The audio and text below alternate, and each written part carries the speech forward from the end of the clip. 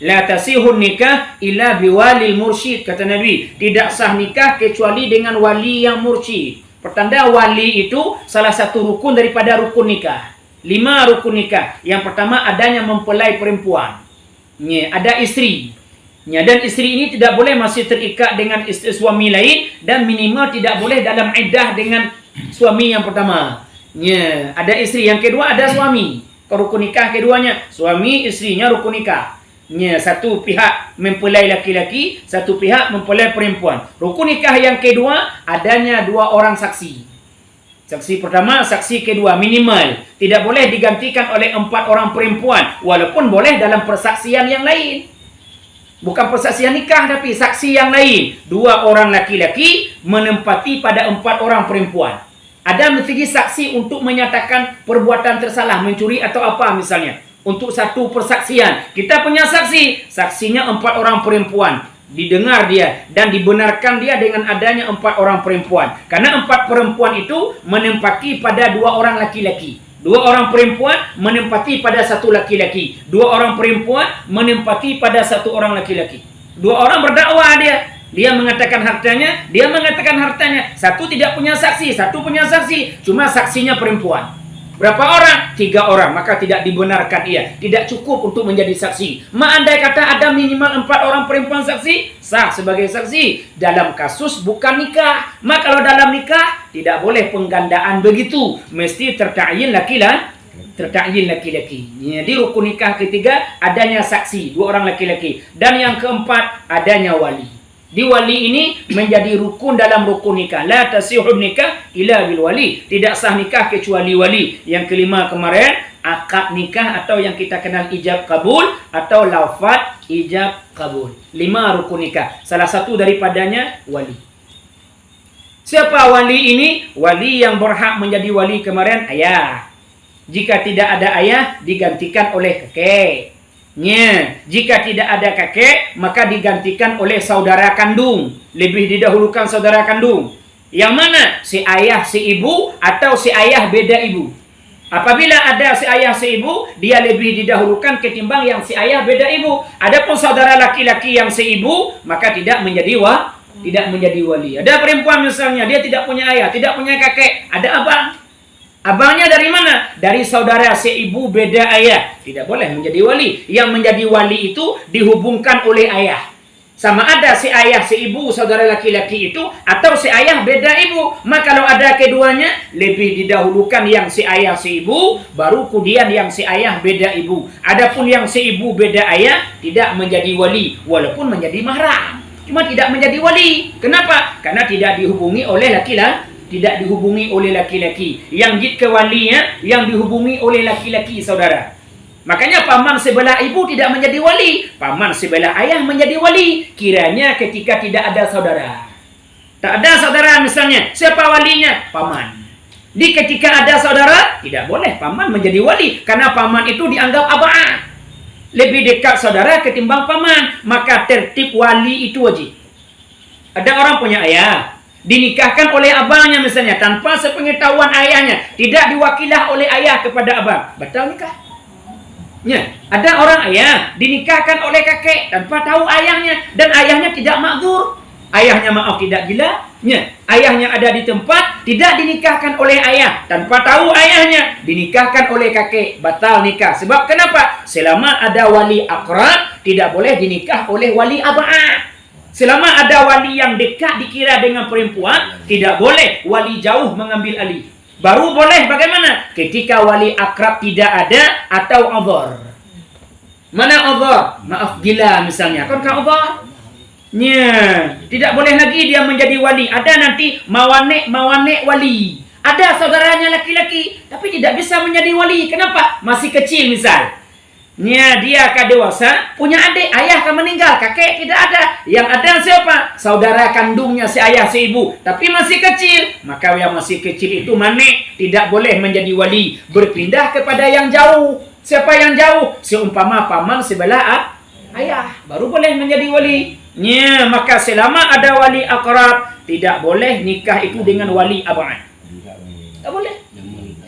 Ayahnya tidak setuju misalnya, dia lari dengan laki-laki lain, dinikah oleh abangnya, tidak sah nikah. Kenapa? Ada wali akrab. Kenapa dinikahkan oleh wali ab'ad? Konon ada wali nasab dinikah oleh wali sultan.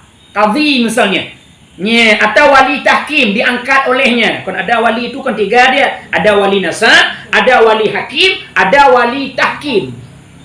Mana wali tahkim ini? Seorang perempuan memilih seorang laki-laki yang ditunjuk sebagai wali. Boleh? Boleh. Ada ketentuannya. Tidak ada wali nasab misalnya. Qadhi pun tidak ada. Datanglah kepada orang saleh. Contoh dia hidup di negara yang tidak ada Islam di sana. Minoritas. Hana qadhi di sana. Dia pun tidak punya wali di situ. Ingin nikah dengan seorang laki-laki. Pilihlah di antara orang Islam di situ yang agak saleh. Tunjukkan dia sebagai wali. Suruhkan nikah. Sah nikah. Namanya wali tahkim.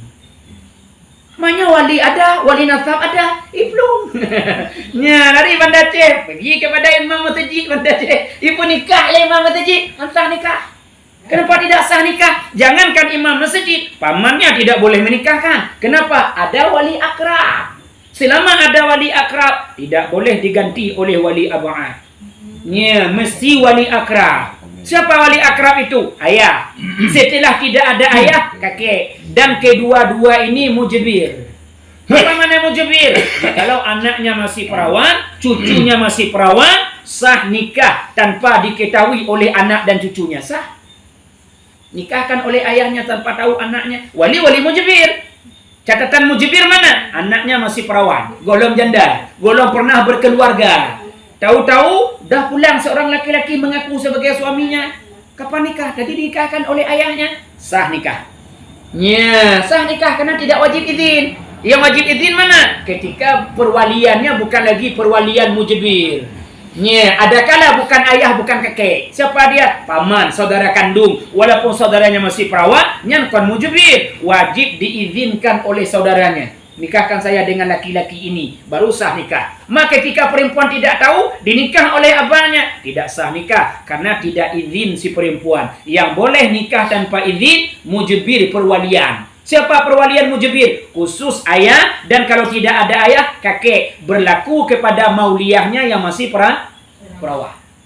Namanya mauliyahnya tidak lagi perawan, maka tidak berlaku lagi mujbir. Baru berlaku mujbir, mauliyahnya masih perawan. Dalam arti sah nikah tanpa diberi izin oleh perempuan. Yang makna pernikahan jalan perwalian mujbir. Mau menyembuhkan mujbir? Mana contoh bukan mujbir? Ayah yang menikahkan, tapi anaknya sudah pernah punya keluarga suami.